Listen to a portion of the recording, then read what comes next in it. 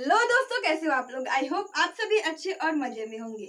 मेरा नाम भारती और मैं आज आप लोगों के लिए क्लास 9th मैथ का जो आर.एस. अग्रवाल का चैप्टर 2 है जिसका नाम है पॉलिनोमियल, मैं उसका एक्सरसाइज 2A जो है उसे लेकर के आई हूँ। तो चलिए फर्स्ट नंबर क्वेश्चन को बनाने की कोशिश करते हैं। तो हमारा फर्स्ट नंबर क्वेश्चन में बोला गया है कि एक्सप्रेशन जो उसमें बताना है कि कौन सा एक्सप्रेशन पॉलिनोमियल है। अगर कोई एक्सप्रेशन जो है पॉलिनोमियल है तो उसकी डिग्री बतानी है। तो यहाँ पर क्वेश्चन ये आती है कि क्या सारे अलजेब्रिक एक्सप्रेशन पॉलिनोमियल नहीं होते। तो इसका आंसर है बिल्कुल नहीं, सारे अलजेब्रिक एक्सप्रेशन पॉलिनोमियल नहीं होते। अब क्यों नहीं होते? क्योंकि देखिए अलजेब्रिक एक्सप्रेशन जो होती है उसकी जो पावर होती है वो नेगेटिव हो सकती है, दैट मीन्स वो इंटीजर हो सकता है, वो फ्रैक्शन में हो सकता है। लेकिन एक पॉलिनोमियल का जो पावर होती है वो हमेशा एक होल नंबर ही होता है। याद रखिएगा, होल नंबर बोल रही हूँ, नेचुरल नंबर नहीं।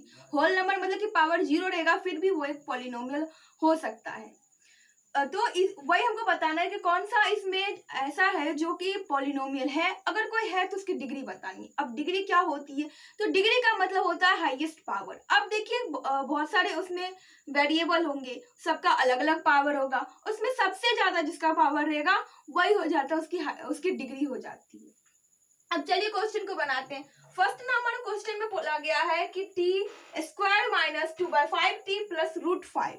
तो यहाँ पर आप लोग सोच रहे हैं कि यहाँ पर तो √5 है, इसका मतलब कि क्या हो जाएगा? यहाँ पर √5 का मतलब कि t² minus 2/5t plus 5 1/2।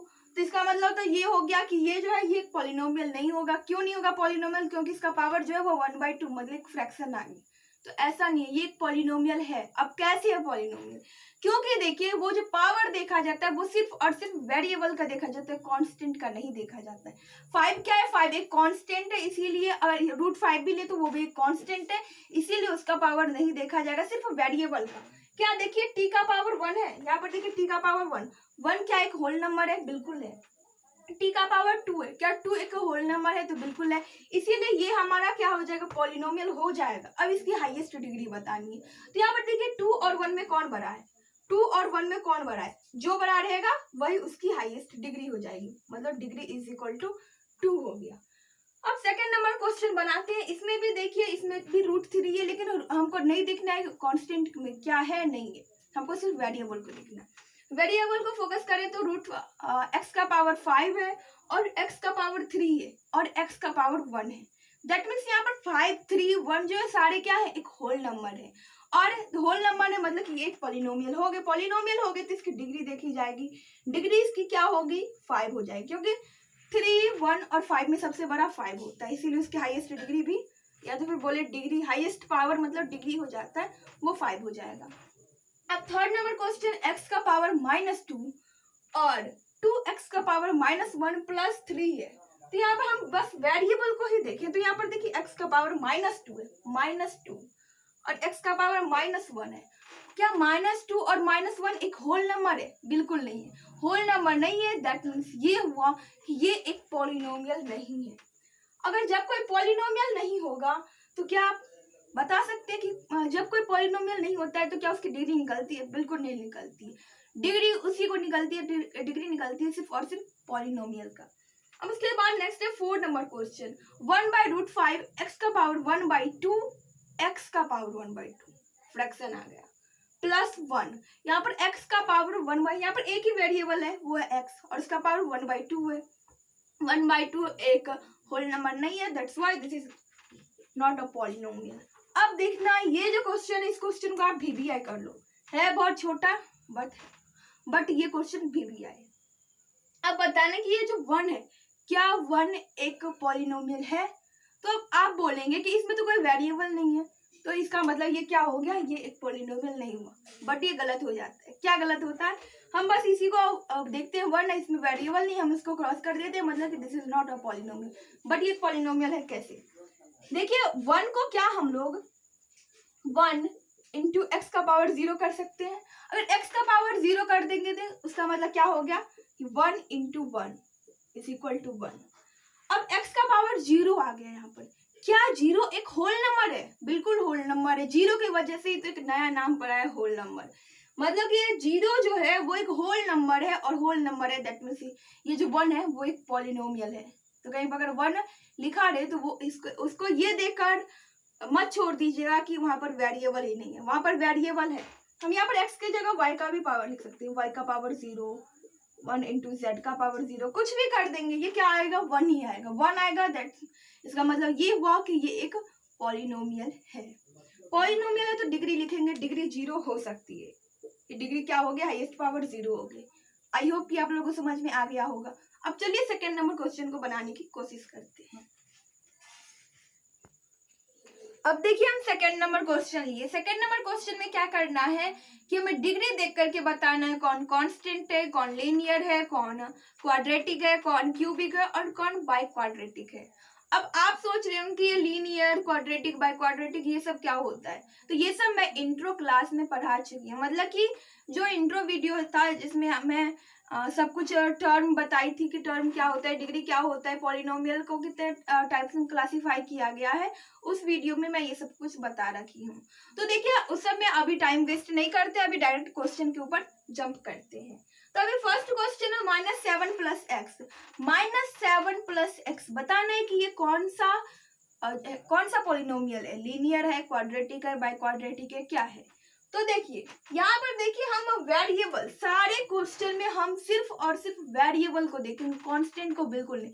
Constant क्या है, नहीं है। जहाँ पर सिर्फ और सिर्फ कांस्टेंट है वहां पर तो उसे देखना पड़ेगा, बाकी और दूसरी जगह नहीं देखेंगे। अभी देखिए यहाँ पर x है, x का पावर कुछ नहीं है, दैट मीन्स वहां पर x का पावर क्या है, 1 है। जिसका x का पावर अगर किसी भी जिसका पावर 1 रहता है दैट मीन्स वो हो जाता है लीनियर। क्या होता है, वो होता है लीनियर। लीनियर मतलब कि डिग्री, हाईएस्ट डिग्री 1 होनी चाहिए, इसकी 2, इसकी 3, इसकी 4, इसकी बस 4 तक ही तो है। उसके बाद 6y, यहाँ पर भी कुछ नहीं है, y के माथे पर कुछ नहीं लगा हुआ है, मतलब एक टीका लगा हुआ है, लीनियर। अब देखिए थर्ड नंबर क्वेश्चन में है, उसमें -z का पावर 3, माथे पर कितना टीका है, 3 टीका है, मतलब ये क्या हो जाएगा, अगर हाईएस्ट डिग्री 3 आ जाती है दैट मीन्स वो क्यूबिक हो जाता है। क्या होता है, क्यूबिक होता है। अब एक बात मैं आपको बता देती हूँ कि आप लोग जो जहाँ पर 3 लिखी पावर 3 है वहां पर क्यूबिक जो है, तो आप सोच रहे होंगे यहाँ पर हम लोग तो इसको क्यूब बोलते थे, तो क्यूब बोलते थे हम जहाँ पर कांस्टेंट होता था, मतलब कि square and square root, cube and cube root वाले में बोलते थे, इसमें नहीं बोलते। अब फोर्थ नंबर क्वेश्चन है 1 - y का पावर 3। तो यहाँ पर देखिए y का पावर क्या है, 3 है, 3 मतलब हो गया ये क्यूबिक। अब देखिए नेक्स्ट है हमारा x - x का पावर 3 + x का पावर 4। तो यहाँ पर देखिए x का पावर 4 है तो ये हो गया बाई क्वाड्रेटिक, मैं b लिख देती हूँ यहाँ पर, बाई क्वाड्रेटिक। अब -p के सिर पर कुछ नहीं है, मतलब कि 1 है, 1 रहेगा मतलब कि वो हो जाता है लीनियर। क्या हो जाता है, लीनियर हो जाता है। अब नेक्स्ट है 1 + x + x का स्क्वायर। x स्क्वायर है, माथे पर 2 गो टीका लगा हुआ है, 2 गो टीका लगा है मतलब क्या, स्क्वायर। स्क्वायर यहाँ पर नहीं बोलेंगे हम लोग, यहाँ पर क्या बोलेंगे, क्वाड्रेटिक बोलेंगे। स्क्वायर किस में बोलते थे, स्क्वायर हम लोग बोलते थे जहाँ पर कांस्टेंट होता था, जो कि हम लोग क्लास 8 में पढ़े थे। अब हम लोग कहाँ पर आ गए, 9th में आ गए। तो 9th में स्क्वायर को छोड़ेंगे, क्वाड्रेटिक, बाई क्वाड्रेटिक पढ़ेंगे। तो ये क्या हो गया, क्वाड्रेटिक, में क्यू लिख देती हूँ। अब नेक्स्ट है यहाँ पर भी -6x², हमको कांस्टेंट को नहीं देखना है, फिर भी मैं पढ़ रही हूँ -6, बट यहाँ पर x का स्क्वायर है, मतलब क्या हो गया, ये क्वाड्रेटिक। अब देखिए यहाँ पर -13 है, -13 यहाँ पर तो वेरिएबल ही नहीं है, वेरिएबल है, छिपा हुआ है, हम लोगों को दिख नहीं रहा है। कैसे दिखेगा, तो हम लोग करेंगे इसको -13 इंटू x का पावर 0, x का पावर 0, x का पावर 0। यहाँ पर x का पावर क्या आ गया, 0 आ गया। जहाँ पर x का पावर 0 आता है उसे हम लोग बोलते हैं कांस्टेंट पॉलिनोमियल। अब देखिए कांस्टेंट पॉलिनोमियल और जीरो पॉलिनोमियल वो क्या होता है उसे भी मैं पढ़ा चुकी हूँ, तो उन सब में अभी टाइम वेस्ट नहीं करते। कांस्टेंट पॉलिनोमियल मतलब कि जिसके माथे पर जीरो लगा रहा है, एक भी पावर ना हो, एक भी पावर नहीं मतलब कि जीरो लगा हुआ है, उसको हम लोग बोलते हैं कांस्टेंट पॉलिनोमियल। कांस्टेंट पॉलिनोमियल क्या होती है, कैसे होती है, किस तरीके से, क्यों पावर में जीरो लगा रहता है तो कांस्टेंट बोलते हैं, वो सब मैं इंटर क्लास में पढ़ा रखी हूँ। तो देखिए यहाँ पर x का पावर जीरो है, दैट मीन्स क्या हुआ -13। किसी भी नंबर का अगर पावर जीरो होता है दैट मीन्स उसका वैल्यू 1 होती है। तो यहाँ पर 1 लिखेंगे, -13 को 1 से मल्टीप्लाई करेंगे तो क्या हो जाएगा, +13 होगा। बिल्कुल नहीं, वो माइनस का -13 ही रहेगा, ये माइनस का -13 नहीं रहेगा। x का पावर जीरो आ गया, इसलिए ये कौन सा पॉलिनोमियल हो गया, ये हो गया कांस्टेंट पॉलिनोमियल। आई होप ये सेकेंड नंबर क्वेश्चन भी आपसे पूरा बन जाएगा। अगर कोई टॉपिक, कोई वर्ड जैसे नहीं समझ में आ रहा है, जैसे क्यूबिक, क्वाड्रेटिक, बाई क्वाड्रेटिक, तो वो सब आप इंटर क्लास वाले वीडियो को देखकर अच्छे से समझ सकते हैं। अब देखिए मैं थर्ड नंबर क्वेश्चन लेकर के आया हूँ। थर्ड नंबर क्वेश्चन क्या कह रहा है कि राइट कोफिशिएंट। कोफिशिएंट लिखनी है। कोफिशिएंट मतलब क्या होता है, जिसका कोफिशिएंट बोले ना उसको उसमें से काट दो, मतलब जो टर्म रहेगा उसमें से काट दो, बाकी जो बचा है उसको लिख दो, वही हमारा आंसर हो गया। तो हमारा फर्स्ट बोला गया है कि right coefficient x cube in 3x² - 5x³ + x का पावर 4। तो हम देखेंगे पहले x³ किस में है, मतलब बाई क्वाड्रेटिक किस में है। अब देखिए इसमें है x³, इसमें है x³, मतलब ये टर्म मैं यहाँ पर साइड में लिख दूंगी x³। अब जिसका बोला गया मतलब x³ का बोला गया है, तो x³ को हम लोग ऐसे लिख करके यहाँ पर डायरेक्टली कैसे किसी भी तरीके से x³ ऐसे लिखो और इसको उस टर्म में से काट दो और बाकी जो बचा वही हमारा आंसर होगी। याद रखिएगा कि साइन को नहीं भूलिएगा, प्लस का तो साइन लिखने की कोई जरूरत नहीं, लेकिन जहां पर माइनस रही उस साइन को नहीं भूलिएगा। अब सेकंड नंबर है x²। तो देखेंगे x² किसी में दिख रही है, नहीं मुझे तो नहीं दिख रही। यहाँ पर 2x है, यहाँ पर x³ है, मतलब कि यहाँ पर x² कहीं पर दिख ही नहीं रहा है। तो अब हम लोग क्या करेंगे, अब हम लोग यहाँ पर इसमें, इसका तो पता है हम यहाँ पर -5 होगा, इसका हम लोग क्या करेंगे, 0 डाल देंगे। 0 का x² क्या हो जाएगा, 0 ही होगा। 0 मतलब कुछ भी नहीं, मतलब कि अगर इसका जैसे x² अगर वो नहीं दिया हुआ है किसी भी टर्म में, तो हम लोग उसके बस इसका कोफिशिएंट जो है उसको हम लोग 0 लिख देंगे। अब नेक्स्ट जो हमारा थर्ड नंबर क्वेश्चन है वो लिखा है constant term in π/2 x² + 7x - 2/5 पाई। सबसे पहले याद रखिए यहाँ पर बोला गया कांस्टेंट टर्म। ये जो क्वेश्चन है, ये जो राइट कोफिशिएंट है, ये बस सेकंड तक के लिए, थर्ड में ये थर्ड दूसरा क्वेश्चन है। इसमें बताना है हम लोग कांस्टेंट टर्म किसमें बताना है, ये जो दिए गए हैं ना पॉलिनोमियल, इसमें बताना है कांस्टेंट टर्म कौन सा है। याद रखिए कि कांस्टेंट टर्म जो रहेगा उसमें कोई भी वेरिएबल नहीं होगा, कोई भी वेरिएबल नहीं, उस टर्म में कोई वेरिएबल नहीं होगा। तो यहाँ पर एक बात याद कीजिए कि पाई जो है, क्या पाई एक कांस्टेंट है, क्या पाई एक कांस्टेंट है या एक वेरिएबल है।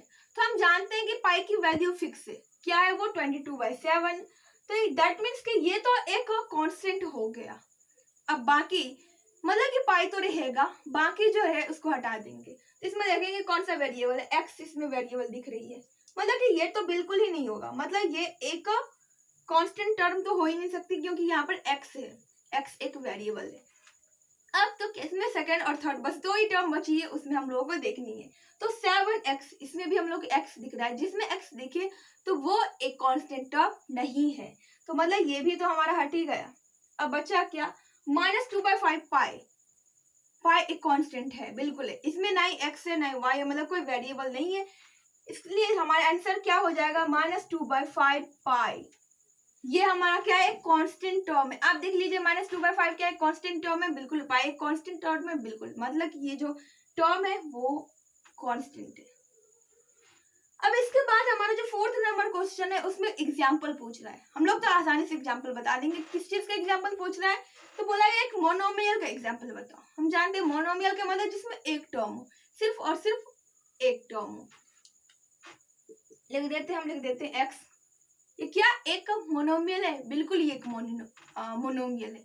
बट आगे भी इसमें क्वेश्चन कह रहा है, आगे क्या कह रहा है कि मोनोमियल ऑफ डिग्री 5। मोनोमियल तो लिखना है, लेकिन उसका डिग्री क्या होना चाहिए, 5 होना चाहिए। तो क्या हम लोग को डिग्री लगाने में कोई पैसा खर्च होता है, बिल्कुल नहीं खर्च होता है, तो मैं यहाँ पर x का पावर 5 लिख दी। बस ये हमारा हो गया एक मोनोमियल और इसका डिग्री भी 5 है। समझ में आ गया? बिल्कुल। देखिए इसका आंसर शायद बुक में ना दिया हो, क्यों? क्योंकि इसमें जो बच्चा का जो मन हो रहा है वो लिख सकता है। मेरा कोई है जो कि मतलब मेरा भाई है जो कि यहाँ पर y का पावर 5 लिख रहा है, तो उसका भी सही है। कैसे?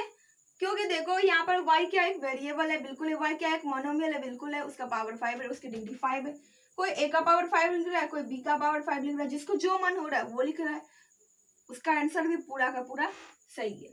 अब सेकेंड है बाइनोमियल ऑफ डिग्री 5। मोनोमियल हो गया, बाइनोमियल का डिग्री हम लोगों को 5 बतानी, नहीं डिग्री तो इसमें 8 बोला, मतलब इसका डिग्री 8 बताना। सबसे पहले एक बाइनोमियल लिखेंगे। बाइनोमियल मतलब होता है जिसमें दो टर्म हो, x प्लस y कर देते हैं, 2x प्लस y कर देते हैं, जो मन है वो लिख दीजिए। अब इसमें हम लोग को डिग्री 8 बताना है, मतलब कि डिग्री 8 लिख दीजिए। यहाँ पर दो टर्म हो गया, डिग्री 8 हो गया, हमारा एक बाइनोमियल ऑफ डिग्री 8 का हो गया। अब नेक्स्ट है हमारा ट्राइनोमियल ऑफ डिग्री 4। ट्राइनोमियल बताना, पहले 3 टर्म वाले लिख देंगे। 5x cube plus 3x square plus 2x plus x, तो कुछ ऐसा लिख दी। अब इसमें हम लोग को बोलना है, बताया गया कि डिग्री 4 मतलब किसी एक में डिग्री 4 होना चाहिए। ट्राइनोमियल है क्या? नहीं, ये तो हम लोग कुछ ज्यादा ही हो गया। ट्राइनोमियल अब हुए, अब इसमें डिग्री 4 बताना है, तो मैं किसी में भी डिग्री 4 लगा दी, ये हमारा आंसर हो गया। आई होप कि आप लोगों को समझ में आ गया, बिल्कुल समझ में आ रहा होगा। अब चलिए यहाँ पर एक और है, वो है कि मोनोमियल ऑफ डिग्री 0। एक मोनोमियल का एग्जाम्पल देना है जिसका डिग्री 0 हो। इसमें आप कांस्टेंट वेरिएबल जो चाहे डाल सकते हैं। मैं यहाँ पर 1 डाल देती हूँ। कोई बच्चा का फेवरेट नंबर ना 9 होगा, बोल रहा है कि मैं 9th क्लास में हूँ, तो इसलिए इस साल के लिए मेरा फेवरेट नंबर 9 है, तो वो यहाँ पर क्या लिखेगा? 9 लिखेगा। क्या उसका गलत है? बिल्कुल नहीं गलत है।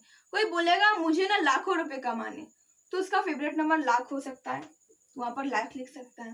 किसी का कुछ भी हो सकता है, तो वो लिख सकता है।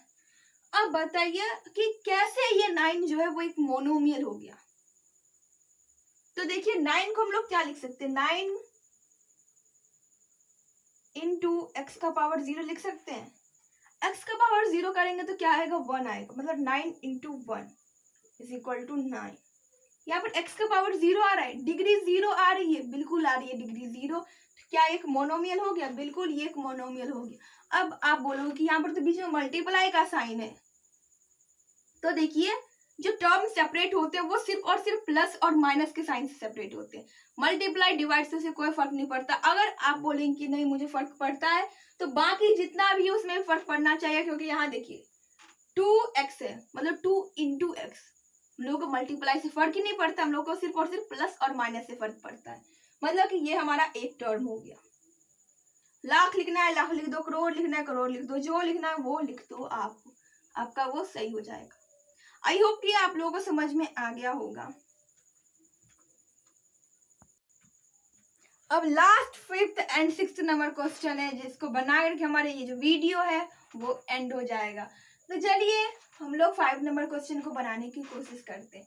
इसमें बताना है कि डिग्री, सिर्फ और सिर्फ डिग्री बताना। आप बोलेंगे तो बहुत आसान, जो सबसे बड़ा है उसको हम लोग लिख देंगे।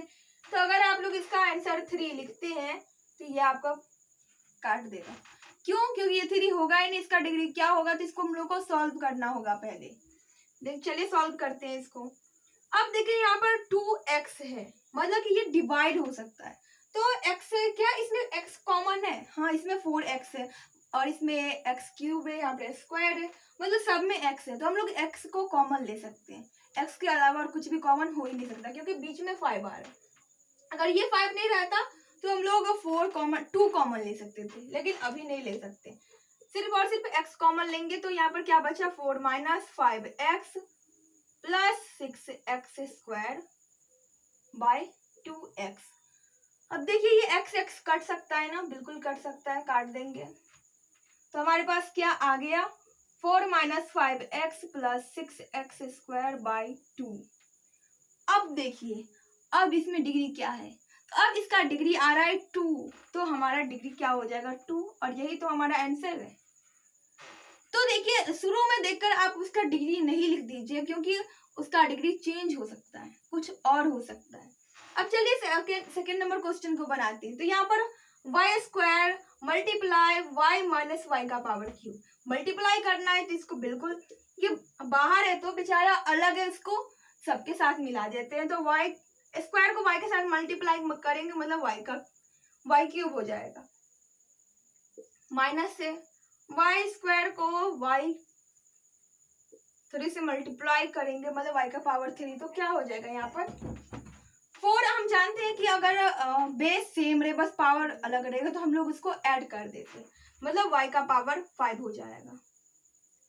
तो अब इसमें देखना है वापस से ये माइनस होगा, माइनस तो होने वाला है नहीं, यहाँ पर डिग्री क्या आ जाएगा, यहाँ पर 5 आ जाएगी, ये हमारा आंसर हो गया। यहाँ पर डिग्री 3 थी, यहाँ पर डिग्री 5 आ गया, तो डायरेक्ट देख करके आंसर मत लिखिए, उसका प्रोसेस होगा, उसको कर दीजिए। अब इसके बाद फोर्थ नंबर, मतलब कि थर्ड नंबर क्वेश्चन ही, चलिए उसको बनाते हैं। मैं यहाँ पर गलती से 4 लिख दी थी। तो यहाँ पर देखिए थर्ड नंबर क्वेश्चन, इसको भी जो बाहर में है बेचारा उसको सबके साथ मिलाना है। तो x का पावर -2 है, इसको x का पावर 4 के साथ मल्टीप्लाई करना है। तो x का पावर -2 इंटू x का पावर 4। अब वापस से x का पावर -2 इंटू एक्स स्क्वायर। अब देखिए ये तो क्या होगा, ये तो कट जाएगा, कैंसिल ही हो जाएगा, प्लस में या माइनस में ऐड करेंगे तो ये तो हट ही गया, हटाओ इसको, ये बचा। तो इसमें देखिए एक प्लस में एक माइनस में, मतलब कि इसका ये ऐड हो सकता है, तो यहाँ पर एक्स स्क्वायर आ जाएगा, मतलब डिग्री क्या आ जाएगी इसकी 2 आ जाएगी। आई होप कि आप लोगों को समझ में आ रहा हो कि मैं किस तरीके से बता रही हूँ। इससे पहले जो हम लोग डिग्री वाला देखे नेथन, उसमें सिर्फ और सिर्फ डिग्री ही लिख रहे थे, लेकिन इसमें डिटरमाइन करना है, तो हम लोग सबसे पहले इस पॉलिनोमियल में क्या करेंगे कि उसमें जो प्रोसेस होता है उसको करेंगे, उसके बाद लास्ट में डिग्री देखेंगे, शुरू में ही डिग्री देख करके नहीं लिख देंगे। ऐसा नहीं कि क्वेश्चन में बोला गया डिग्री देखना है तो डिग्री लिखना है, तो हम लोग सिर्फ और सिर्फ लिख दिए, फिर ना उसमें प्लस माइनस मल्टीप्लाई डिवाइड किए।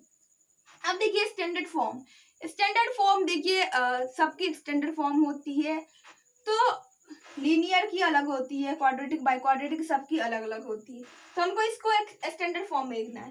देखिए अगर क्वेश्चन आए कि क्वेश्चन को स्टैंडर्ड फॉर्म में लिखना है, तो मतलब कुछ नहीं करना है, वो जो माथे पर जो टीका लगा रहता है ना, जो पावर रहती है ना, उसको पावर वाइज अरेंज कर देना, असेंडिंग ऑर्डर में कीजिए अरेंज, ठीक है, सॉरी डिसेंडिंग ऑर्डर में कीजिए।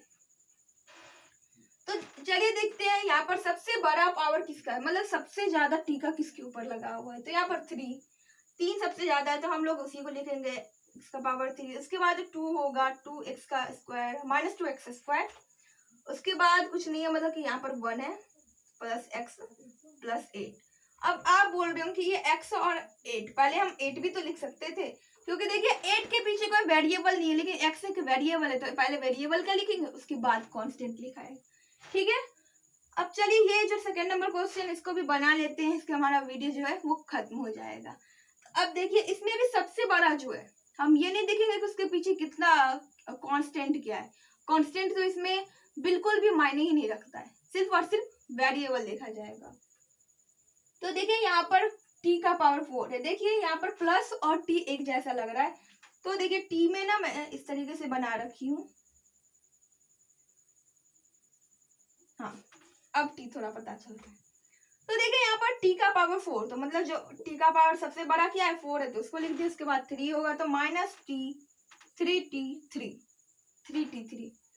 अब इसके बाद होगा -t स्क्वायर, स्क्वायर के बाद t का पावर 1 प्लस t प्लस 2। तो ये हमारा हो गया फाइनल आंसर। आई होप कि आप लोगों के लिए ये वीडियो जो है वो बहुत ही ज़्यादा यूजफुल रहा होगा। अगर ये वीडियो आप लोगों को पसंद आया तो प्लीज़ वीडियो कर दीजिएगा एक लाइक और अपने दोस्तों के पास कीजिएगा share. Bye bye, take care, thanks for watching. और थैंक्स फॉर वॉचिंग बोलने से पहले मैं एक बात बता देती हूँ कि ये जो 2 एक्सरसाइज है ये मैं पूरा बता चुकी हूँ। क्वेश्चन 15-16 है, लेकिन मैं उसमें 5 ही क्वेश्चन बताई हूँ, बट जो भी हार्ड क्वेश्चन थे, अगर आप उस क्वेश्चन को, मतलब जितने भी क्वेश्चन मैं इसमें करवाई हूँ और उसको कर लेंगे तो बाकी क्वेश्चन तो इजी कीजिए। Thanks for watching.